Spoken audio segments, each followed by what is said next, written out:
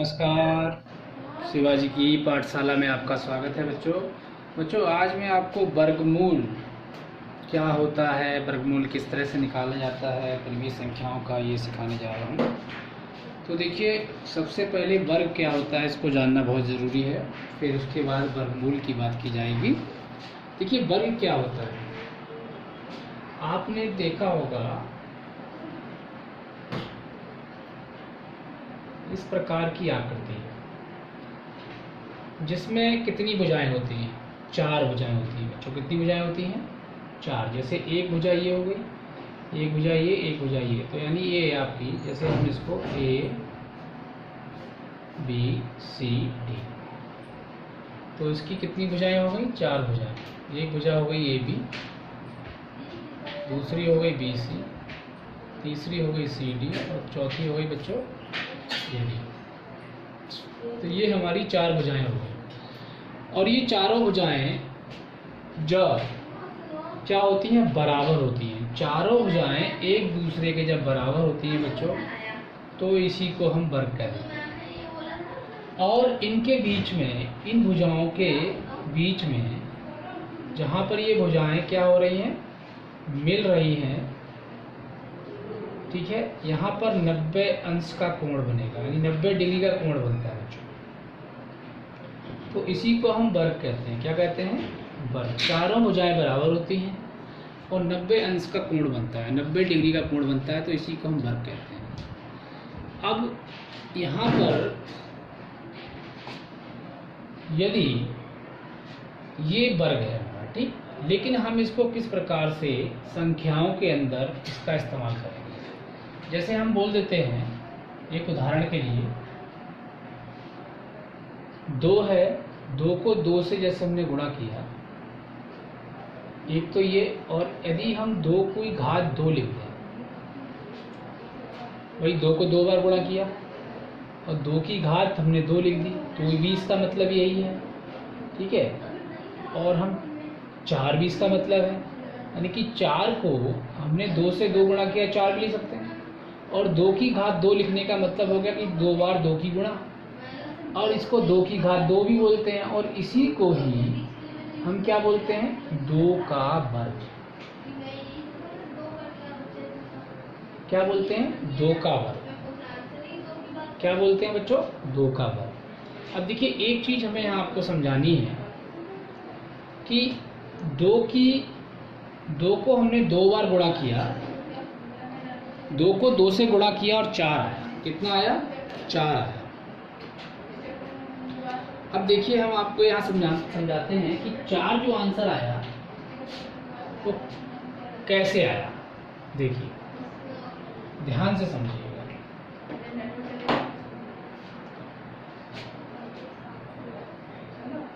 जैसे ये एक वर्ग है बड़ा, ये 2 सेंटीमीटर है, ये भी 2 सेंटीमीटर है, ये भी 2 सेंटीमीटर है और ये भी 2 सेंटीमीटर है। तो यहाँ पे देखिए, आपने एक वर्ग मैंने बनाया है और सब 2-2 सेंटीमीटर के हैं, ठीक है बच्चों। यदि हम इसके अंदर देखें 1-1 सेंटीमीटर, यदि, ठीक है, थोड़ा बच्चों एकदम फिक्स तो नहीं बनेगा, लेकिन आप समझने के लिए आपको बना रहा हूँ।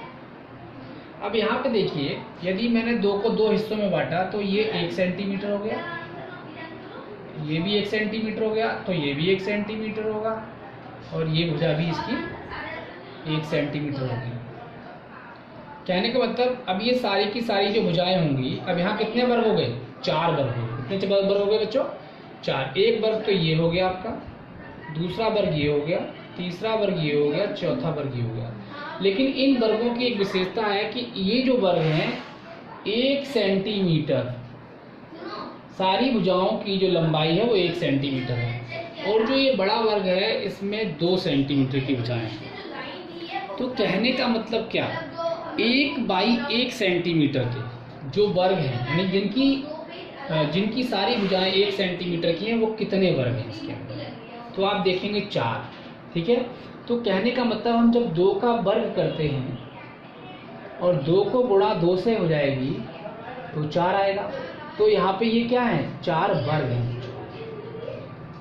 क्या है, 4 वर्ग है। इसी तरह से एक उदाहरण मैं आपके सामने और देता हूँ, उसको देख के आपको और अच्छी तरह से समझ में आएगा। यानी 1 सेंटीमीटर वाले भुजा वाले 4 वर्ग हैं।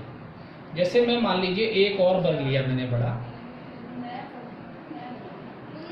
और ये 3 सेंटीमीटर की भुजा है, ये भी 3 सेंटीमीटर की है बच्चों, ये भी 3 सेंटीमीटर, ये भी 3 सेंटीमीटर, ठीक है। अब इसमें देखिए, इसमें मेरे को 1-1 सेंटीमीटर, देखिए 1 सेंटीमीटर 1 सेंटीमीटर ये हो गया। ऐसे ही यहाँ पे 3 हो गए। ये इस तरीके से आपका, ऐसे ही यहाँ इसको हम 3 भागों में बांट दें तो ये हो गया। अब आप देखिए यहाँ पे कितने वर्ग बने, 1-1 सेंटीमीटर वाले, ये 1-1 सेंटीमीटर हो गया, 1 सेंटीमीटर 1 सेंटीमीटर 1 सेंटीमीटर, मतलब यहाँ तक 1 सेंटीमीटर में भी। ऐसे ही यहाँ भी ये क्या होगा, 1 सेंटीमीटर, ये भी 1 सेंटीमीटर,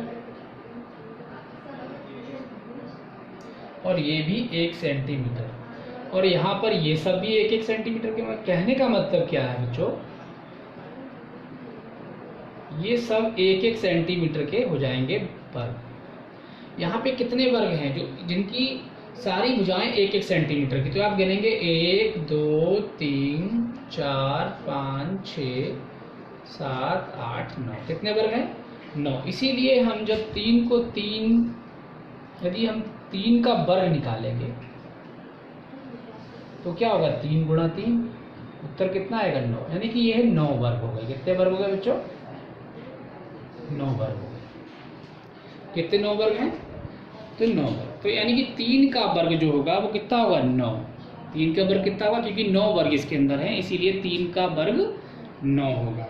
इसीलिए 5 का वर्ग क्या होगा बच्चों, 25। यदि हम बनाएंगे तो क्योंकि उसके अंदर कितने वर्ग बनेंगे, यदि हम इसी को 5 सेंटीमीटर कर दें और 5 सेंटीमीटर अगर पूरा बड़ा, तो आपके 25 वर्ग बनेंगे। इसी प्रकार से आपका हम 6 का वर्ग कर दें तो 36 वर्ग बनेंगे।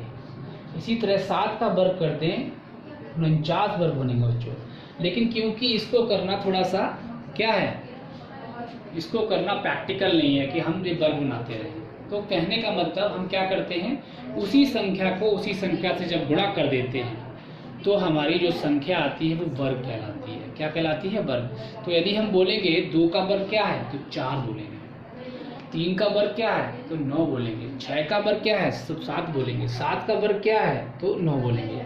ठीक है, इसी प्रकार से हम सभी संख्याओं का वर्ग निकाल सकते हैं। ठीक है बच्चों, तो अब देखिए, अब आती है बात कि वर्गमूल की।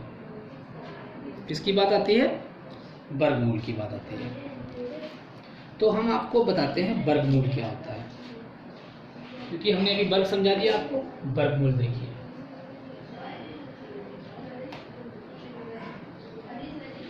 मुझे पूरी उम्मीद है वर्ग समझ में आ गया होगा, वर्गमूल समझना है। देखिए, जैसे मैं उदाहरण लेता हूं, 5 का वर्ग क्या है, 25। 5 का वर्ग मतलब 5 का वर्ग क्या है बच्चों, 25 है। तो मैं ये बोलूंगा 25 का क्या बोलूंगा मैं, 25 का वर्गमूल क्या है, मतलब 25 आया किससे है, मतलब मूल क्या है इसका, मूल जड़ क्या है इसकी, 25 आया कहाँ से, यानी कौन सी वो संख्या है जिसको जब गुणा किया जाए सेम दोनों संख्याओं को तो 25 आ जाए। ठीक है, तो 25 का वर्गमूल क्या होगा, 25 का वर्गमूल क्या होगा बच्चों, 5 होगा। क्या होगा, 5। यानी 5 का वर्ग 25, तो 25 का वर्गमूल 5। ठीक, अगला देखिए, इसी तरह से यदि मैं आपको बोलूं 7 का वर्ग क्या है बच्चों, 49। तो 49 का वर्गमूल क्या है? 7। 49 का वर्गमूल क्या है बच्चों? 7। ठीक है, समझ में आ रहा है आपको? 49 का वर्गमूल क्या होगा?